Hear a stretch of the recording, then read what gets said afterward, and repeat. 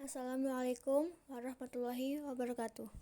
Perkenalkan, nama saya Pranisma Salsa Imeldania dari kelas 12 MIPA 6 absen 23. Di sini saya akan menjelaskan salah satu materi dalam mata pelajaran sejarah Indonesia, yaitu penerapan dwifungsi ABRI.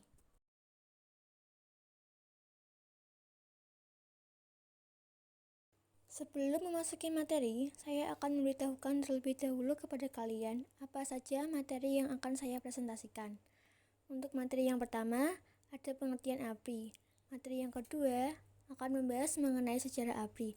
Dan untuk materi yang terakhir, saya akan mempresentasikan mengenai penerapan dwifungsi ABRI, di mana pada submateri ini ialah materi pokok dalam tema presentasi saya kali ini.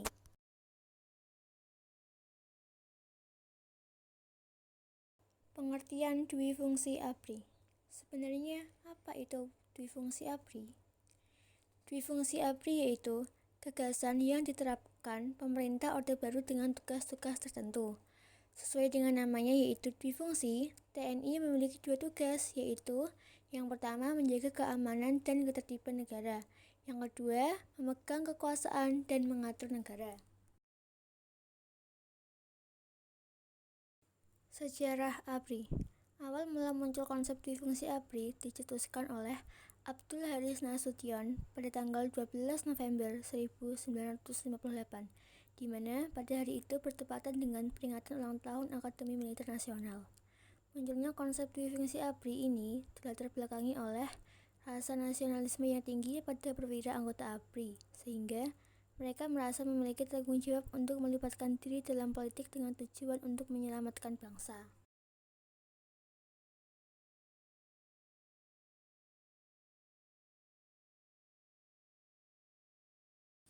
Fungsi dan dampak ABRI.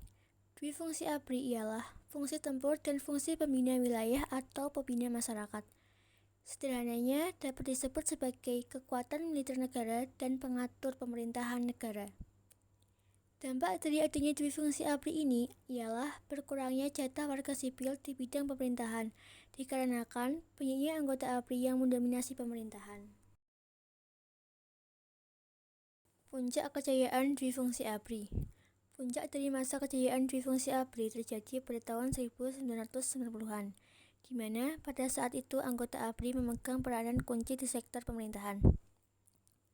Dimulai dari bupati, wali kota, pemerintah provinsi, duta besar, pimpinan perusahaan milik negara, peradilan, hingga menteri di kabinet Soeharto.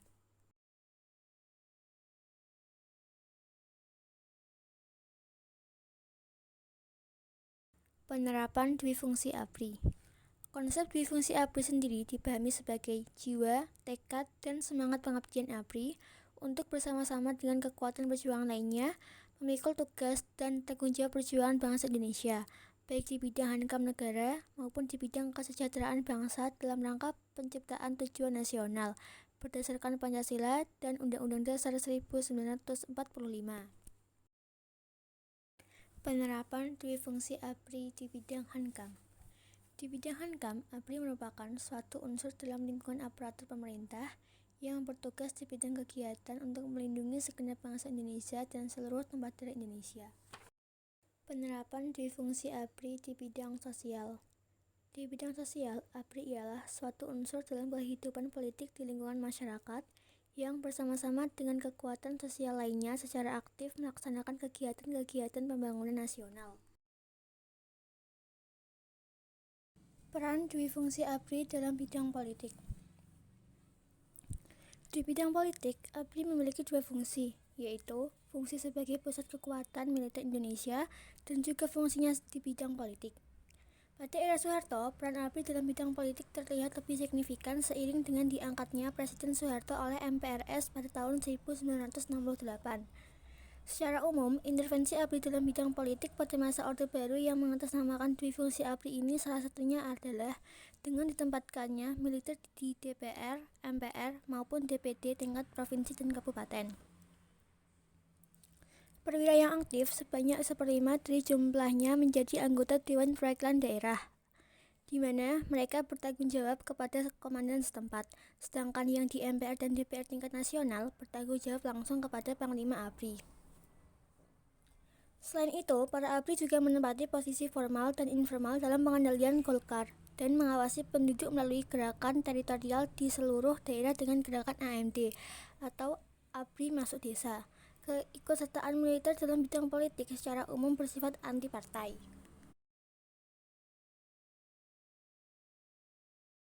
Peranan dwi fungsi ABRI di bidang eksekutif. Keterlibatan ABRI di sektor eksekutif sangat nyata, terutama melalui Golkar. Hubungan keduanya disebut sebagai hubungan yang bersifat simbiosis mutualisme. Sebagai contoh, pada Munas pertama Golkar di Surabaya yang terjadi pada tanggal 4-9 September 1973, ABRI mampu menempatkan perwira aktif ke dalam Dewan Pengurus Pusat.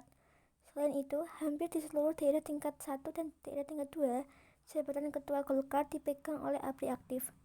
Ditambah lagi dengan terpilihnya Sudarmono sebagai wakil militer pada pucuk pemimpin Golkar yang terjadi pada Munas ketiga juga menandakan bahwa Golkar masih di bawah kendali militer. Peranan dwi fungsi ABRI di bidang legislatif.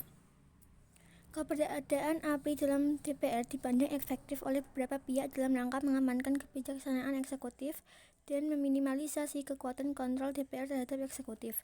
Efektivitas ini diperoleh dari adanya sinergi antara fraksi ABRI dan fraksi Karya Pembangunan dalam proses kerja DPR, serta adanya perangkat aturan kerja DPR yang dalam batas tertentu membatasi peran satu fraksi secara otonom.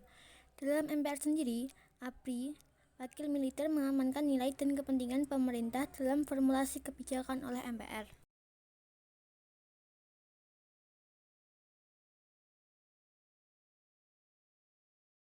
Dominasi ABRI. Pada masa Orde Baru, pelaksanaan negara banyak didominasi oleh ABRI. Berikut dominasi ABRI. Yang pertama, banyaknya jabatan pemerintahan mulai dari bupati, wali kota, gubernur, pejabat eselon, menteri, bahkan duta besar diisi oleh anggota ABRI yang dikaryakan. Yang kedua, selain dilakukannya pembentukan fraksi ABRI di parlemen, ABRI bersama Kopri pada waktu itu juga dijadikan sebagai salah satu tulang punggung yang menyangga keberadaan Golkar sebagai partai politik yang berkuasa pada waktu itu.